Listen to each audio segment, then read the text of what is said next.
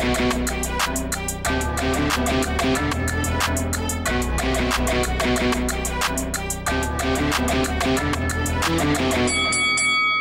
guys, welcome to Boxing Squad for boxing news and views from around the internet. Tyson Fury has admitted that training with Ben Davison got stale, and that was a part of the reason that the two have split. So these comments were made at a college football game in the United States on an ESPN broadcast that Fury was at. He was promoting his upcoming rematch with Deontay Wilder. So one of various promotional commitments that he'll be having in the United States in the next couple of months.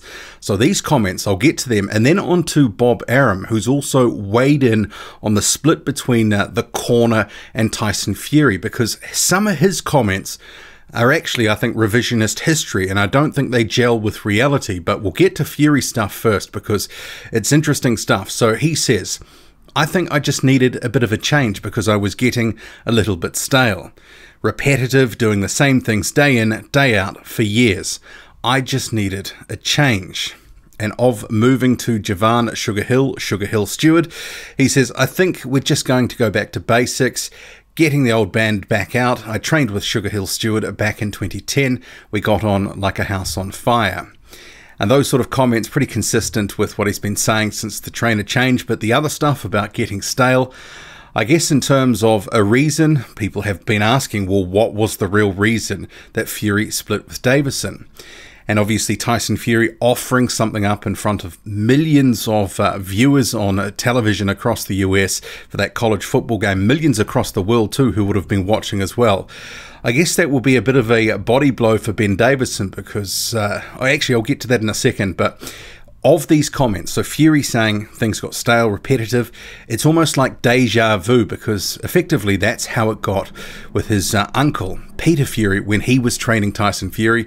Fury ended up sort of just resenting the sort of disciplinarian style of Peter Fury, and he ultimately didn't want to train. He got sick of it, and he ended up parting ways with his uncle. And now we have a similar situation with Ben Davison, who after a couple of years, Fury has sort of said publicly now, things got stale and repetitive, and he needed a change. And you can't begrudge him for that because obviously the same thing day in, day out, it'd be like eating the same food every day for a couple of years. It would get a little bit tired, a little bit old, a little bit stale, as Fury says. But I guess the other thing to sort of talk about here is it the only reason? Because you may recall, just in recent days, Andy Lee, Tyson Fury's cousin, who's now part of the training camp team, etc., he's an assistant of some form, had said he wanted to try get Ben Davison back into the fold, back into camp with some sort of role to play. But with Fury's comments here, things getting stale and repetitive, does that close the door on that? And maybe it does, because he hasn't sort of said, look, I still want him as part of my team. I still want him, in camp or whatever.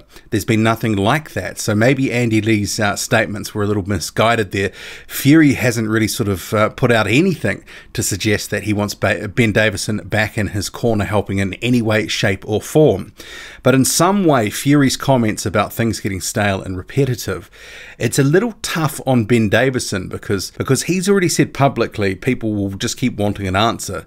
But after these fresh recent comments from Fury, he's in a little bit of a sticky position because can he really respond? Because if he does come out and sort of hit back and then drops a couple of things, different bits and pieces on Tyson Fury and takes a swipe at him, it's not going to do him any favors, and the work would potentially dry up from other avenues where it may come in future. So he has to look out for himself at the moment and not cut off his nose to spite his face, because obviously Fury can say whatever he wants. Ben Davison, he could be a trainer for the next 20, 30, 40 years. He's got to play the long game here, and even if there are other reasons, if there was a falling out over money or whatever, he can't really go into it because that would probably hurt his name, his brand, his reputation. So hopefully these comments from Tyson Fury will potentially be the end of this whole story regarding Davison and Fury split. But who knows? But the other comments from Bob Arum that I wanted to touch on. So he had said That corner almost lost that fight. They had no clue. They gave all the credit to the guy who had never been a cut man before and did everything wrong. Everything. He was pressing down so that the blood was coming out. The man who saved Tyson Fury, he almost killed him. I told Tyson that he needed help in the corner because it wasn't being run properly and he needed a cut man. Emmanuel Stewart's nephew is pretty good. I think that's what will get Tyson through. And Andy Lee is a real boxing guy who can work with Tyson's head. I'll touch on that last part first.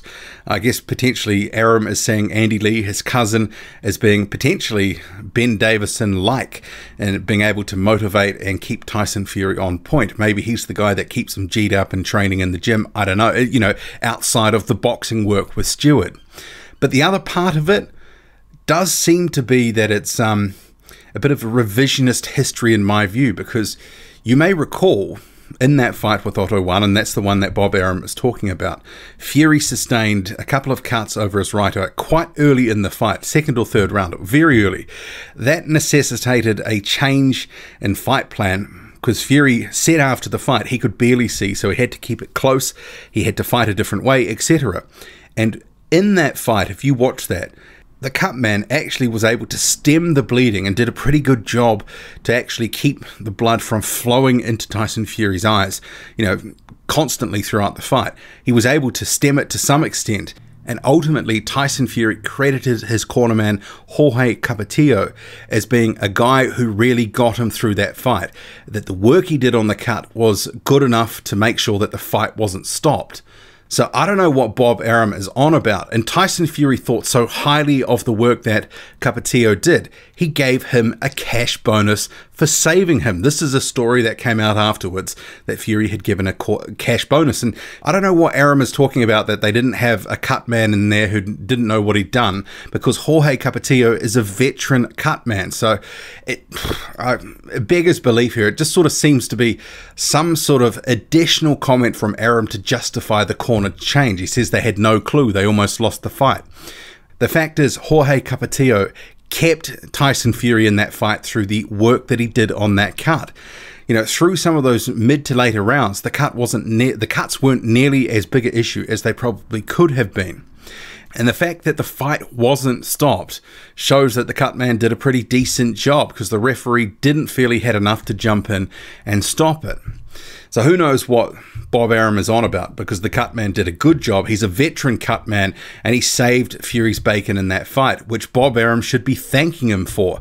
Arum does come out with clangers, but this is a rather big one, going after the cut man who actually did a really good job.